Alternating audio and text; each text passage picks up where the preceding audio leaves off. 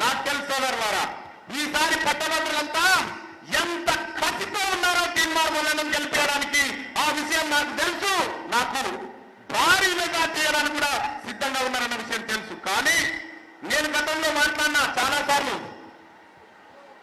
మంత్రివర్యులు వినాలి ఈ మాట. నేను ఎన్నికల్లో రాజకీయాల్లోకి వచ్చే నాటికి నా కుటుంబ ఆస్తులు మొత్తం ప్రభుత్వానికి రాసిస్తా అని చెప్పిన అన్నట్టుగానే బాండ్ తీసుకొని వచ్చిన నాది నా కుటుంబానికి సంబంధించినటువంటి నా కుటుంబ ఆస్తులన్నీ ఈ రాష్ట్ర ప్రభుత్వానికి చీఫ్ సెక్రటరీ గారికి అన్నగారి ద్వారా పంపిస్తా ఉన్నా. మీరు ఎప్పుడు ఆదేశించినా మేము పూర్తి స్థాయి అమలు చేస్తామని చెప్పి తెలియజేస్తా ఉన్నా. ఇంకంతేకాదు సోదరులారా, నేను గతంలో చెప్పిన ఇవాళ నేను వేస్తున్నటువంటి నామినేషన్ లో ఉన్నటువంటి ఆస్తులు ఏవైతే ఉన్నాయో ఆ ఆస్తులు సరిచూసుకోండి. నేను అన్న పెద్దలు కర్ణవాయి దిలీప్ కుమార్ గారికి, ఎమ్మెల్సీ ఎక్సలెన్సీ గారికి వేదిక మీద రావాల్సిందే కోరుతాను.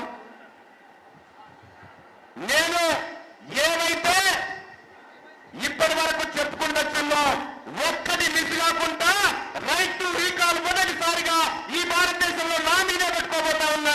అది తీర్మానం చేయబోతున్నటువంటి కార్యక్రమం. ఏ ఒక్కటి ప్రజలకు ఇచ్చిన హామీని విస్మరించం.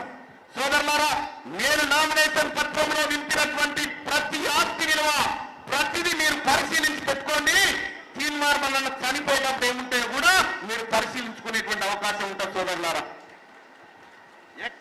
ఎక్కడైనా ఏ రాజకీయ నాయకుడైనా తన కుటుంబానికి నేను క్లీన్ గా పాలిటిక్స్ లోకి రావాలనుకుంటున్నా, క్లీన్ గా ఎమ్మెల్సీ ఉండాలనుకుంటున్నా, దమ్ముంటే ఇప్పుడు పోటీ చేస్తున్నటువంటి నాయకులు నాగా తమరి ఆస్తులను ప్రభుత్వానికి అప్పగించి ఎమ్మెల్సీ ఎన్నికలకు రావాల్సిందని తెలియజేస్తా ఉన్నా.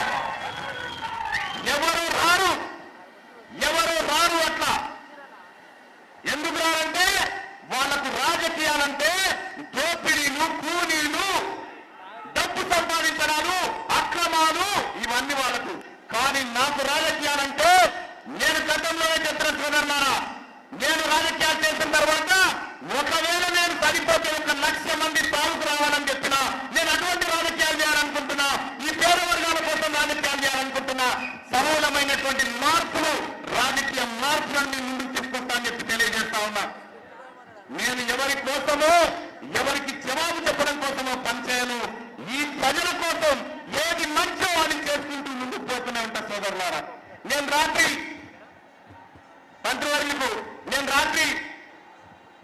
మా మిత్రులు వచ్చి నామినేషన్ కార్యక్రమాలు చూస్తా ఉంటే నేను మా మిస్సెస్ని పిలిచి అడిగిన, ఏమన్నా